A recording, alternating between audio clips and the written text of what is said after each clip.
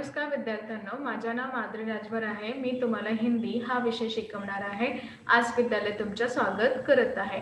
आज जो आपला समोर वाक्याचा धडा आहे त्याचं नाव काय आहे? क्रिया यांचा काल। काय आहे? क्रियांचा काल।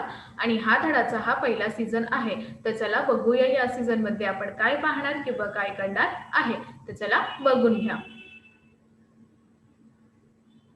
बघा, आता तुमच्या समोर काय आलेलं आहे? क्रियाचा काल। काय आलेलं आहे? क्रियाचा काल यांची परिभाषा पहिले आपण पाहणार आहे। तर कालची परिभाषा काय आहे? नीटप्रमाणे ऐकून घ्या। जिसके द्वारा क्रिया के होने या करने के समय का ज्ञान होता है। ज्यांच्याकडे आपल्याला क्रियांचा होणाऱ्या किंवा क्रियाचा नाही होणाऱ्यांचा यांचा वेळ यांचा ज्ञान होऊन जात आहे, उसे काल कहते हैं। आणि कालचा तीन भेद आहे, त्यांना आपण काल म्हणतात आणि कालचा हा तीन भेद आहे। पुन्हा सांगू का? हो, नीटप्रमाणे ऐकून घ्या। ज्या क्रियाचा किंवा ज्यांचे द्वारा क्रियाचा होणाऱ्या वेळाचा ज्ञान होऊन जात आहे त्यांना आपण क्रियाचे काल असंही म्हणतात। आणि या कालचा तीन भेद आहे, म्हणजे या कालाचा किती प्रकार आहे? तीन प्रकार आहे। तर कोणकोणता आहे? पहिला आहे वर्तमान काल, दुसरा आहे तुमचा भूतकाळ आणि तिसरा आहे तुमचा भविष्यकाळ। तर कालचा किती भेद आपण पाहणार आहे? तीन भेद। कोणकोणता? वर्तमान काल, भूतकाळ आणि भविष्यकाळ। तर याबद्दल पहिले आहे तुमचा वर्तमान काल। काय आहे?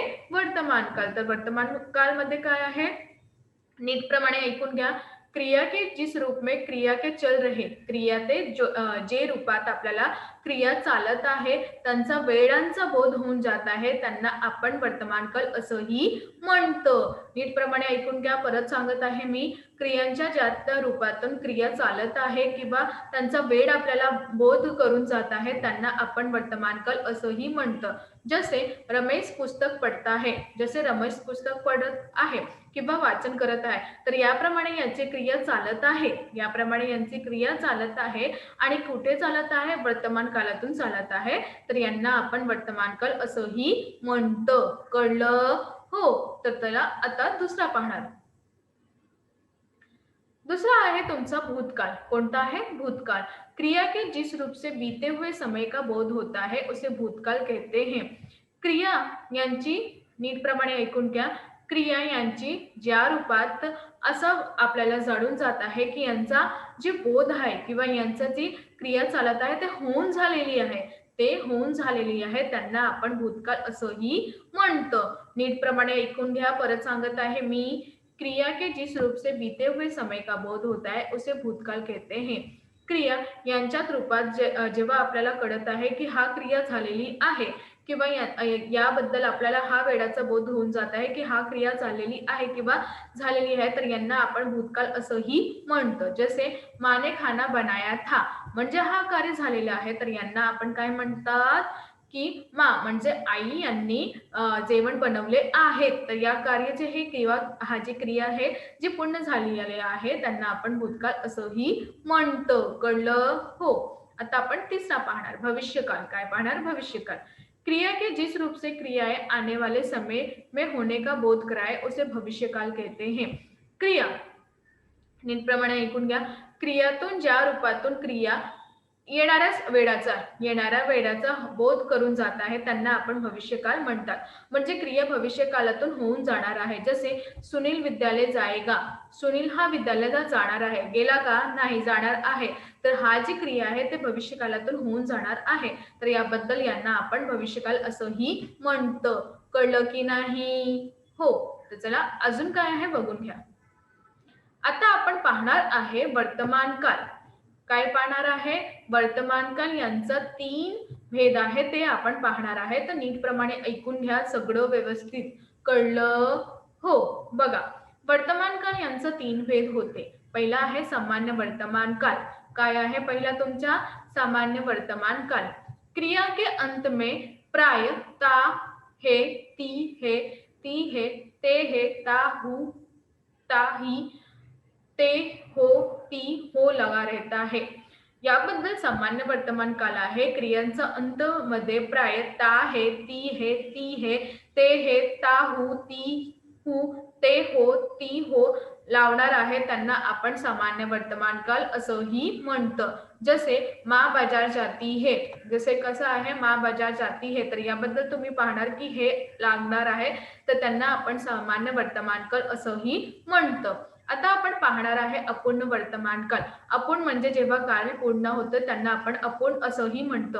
बघा, क्रिया के अंत में रहा है, रही है, रहे है, रहा हूं, रही हूं, रहे हो, रही हो लगा रहता है, त्यांना आपण काय म्हणतात? अपूर्ण वर्तमान काल असंही म्हणतात. नीटप्रमाणे ऐकून घ्या.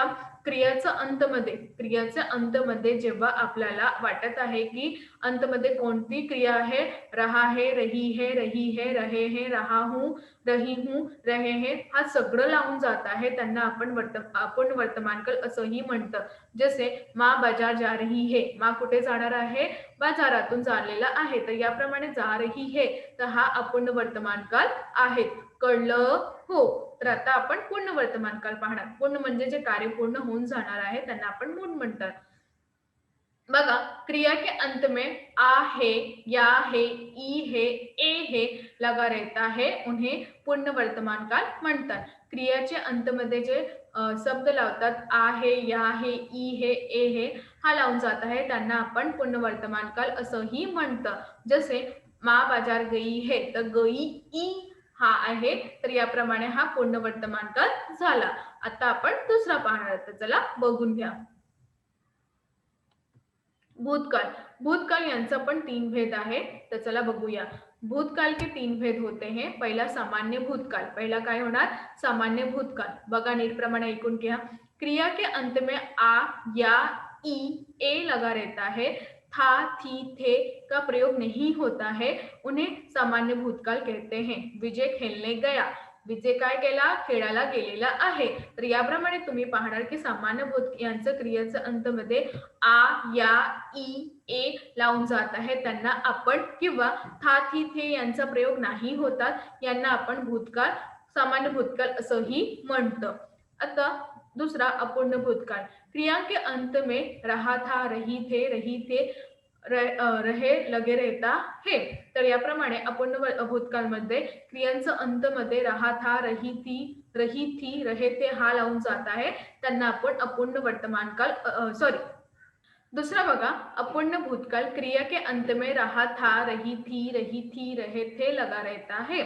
तर क्रियाचं अंतमध्ये रहा था, रही थी, रहे थे हा लावून जात आहे, त्यांना आपण अपूर्ण वर्तमान काल असंही म्हणतो. जसे विजय खेळणे जा रहा था, तर विजय हा जर खेळायला जाणार आहे, तर याप्रमाणे तुम्ही बघणार की था लावून जात आहे, तर त्यांना आपण काय म्हणतात? अपूर्ण भूतकाल असंही म्हणतं.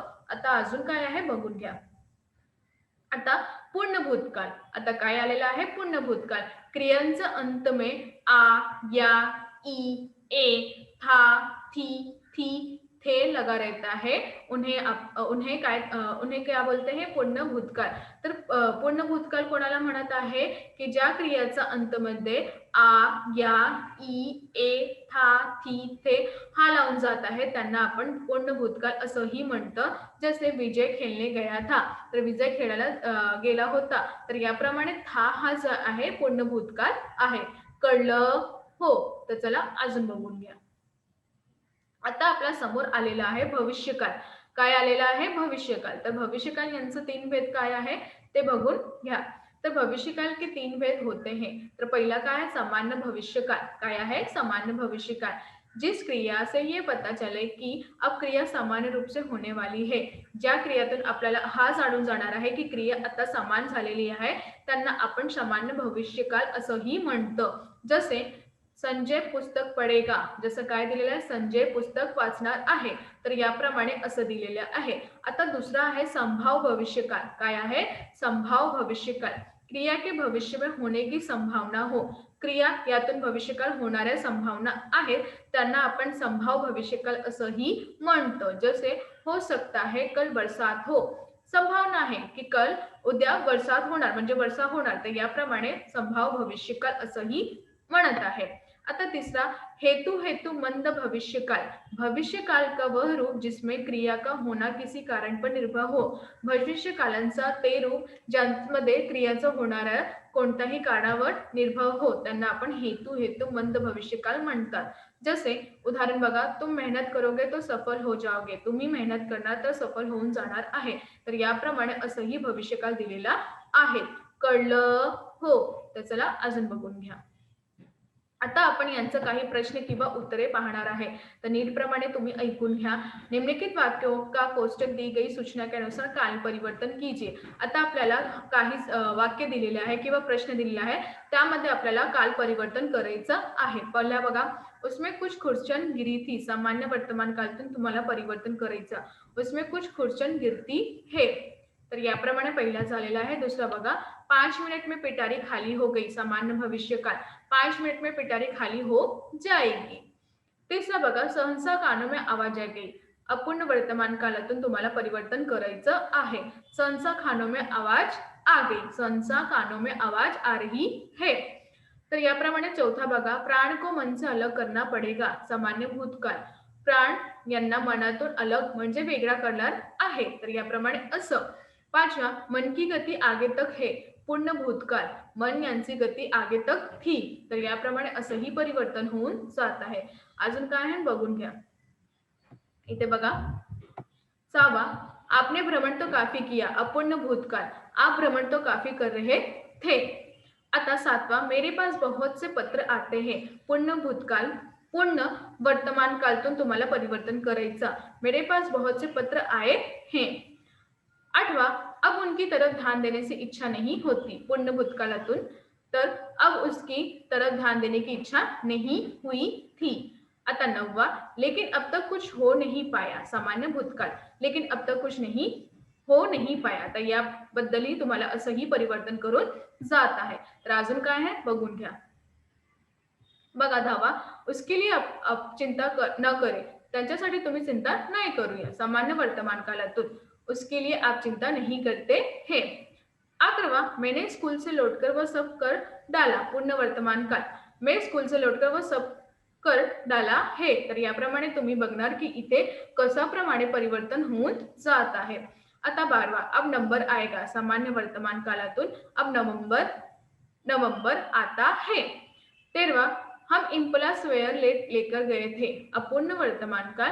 हम इम्पला सेवरलेट लेकर जा रहे हैं, तर याबद्दलही परिवर्तन होऊन जात आहे। तर अजून काय आहे बघून घ्या। 14वां, एक जगह खाने पर चले गए थे, सामान्य भूतकाळ। एक जागा आम्ही खाण्याला गेलेला होता, तर याप्रमाणे एक जगह खाने पर चले गए। 15वां, वे आगे प्रश्न करते हैं, सामान्य भविष्यकाळ। वे आगे प्रश्न करेंगे। 16वां, लेकिन दरवाजे पर दस्तक फिर पड़ी, सामान्य वर्तमान काल। लेकिन दरवाजे पर दस्तक फिर पडती है, तर याप्रमाणे असंही परिवर्तन होऊन जात आहे। तर अजून काय आहे बघून घ्या। तर आज आम्ही काय शिकलो, आज आम्ही शिकलो की जे क्रियाचं काल आहे त्यामध्ये आपण पाहिले की कसंप्रमाणे त्यांच्या प्रश्न किंवा उत्तरे दिलेले आहे किंवा त्यांची परिभाषा पाहिले किंवा त्यांचा प्रकार पाहिले। तर याप्रमाणे काल हा जे काय आहे ते आपण पाहिले, त्यांची परिभाषा किंवा प्रकार परिवर्तन हा आपण पाहिले। तर याबद्दल आपल्याला असं माहिती झालेली आहे की काल याच्या भाषात किती रूपांतरण केलेले आहे। तर भाषाबद्दलही आपण सगळं जाणू शकतो किंवा आपल्याला सगळं माहिती झालेले आहे। तर भाषा नाही होणार किंवा भाषात व्याकरण नाही होणार, तर याबद्दल काहीही त्यांचा अर्थ आपल्याला भेटत नाही आहे। तर याप्रमाणे आपण इथे कालांचा प्रकार किंवा त्यांची परिभाषा, त्यांचे उदाहरण पण पाहिले आणि त्यांचे काही प्रश्न उत्तर हा सगळं आपण पाहिले। तर सगळं तुम्ही नीटप्रमाणे ऐकून घ्या आणि लिहून घ्या। जेव्हा तुम्ही ऐकणार तेव्हाही तुम्हाला कळणार। आणि भाषासाठी किंवा हिंदी हा भाषासाठी व्याकरण खूपच महत्त्वाचे आहे। त्यांचा व्याकरण कुठे लागणार आहे, केव्हा लागणार आहे, कशासाठी लागणार आहे हे पण महत्त्वाचे आहे। कारण की तुम्हाला असं माहीत जाणार पाहिजे की या व्याकरणचा किंवा हा शब्द जे आहे त्यांचा अर्थ काय आहे, त्यांचा प्रयोग कोणत्या व्याकरणमध्ये आपण करणार किंवा लिहिताना आपण कोणतं उच्चारण करत आहे, हे सगळं तुम्हाला कुठून भेटत आहे, व्याकरणबद्दलही भेटत आहे। तर याप्रमाणे मी तुम्हाला परत हेही सांगते की सगळं व्यवस्थित आणि नीटप्रमाणे ऐकून घ्या। जेव्हा तुम्हाला नाही समजत आहे पुन्हा पुन्हा ऐकून घ्या। जेव्हा तुम्ही पुन्हा पुन्हा ऐकणार तेव्हाही तुम्हाला अजून कळणार आहे। तर याबद्दल मी तुम्हाला असंही माहिती दिलेलं आहे किंवा आज आपण हे पण शिकले आहे की कशाप्रमाणे आपल्याला त्याचं वाक्यात जे परिवर्तन करत आहे, जे अजून काळातून परिवर्तन करत आहे, जसं वर्तमान काळातून भूतकाळ परिवर्तन करायचं, भूतकाळमध्ये भविष्यकाळ, तर हा सगळं आपण पाहिलेलं आहे याबद्दल. तर तुम्ही नीटप्रमाणे ऐकून घ्या आणि करून घ्या. कळलं? हो.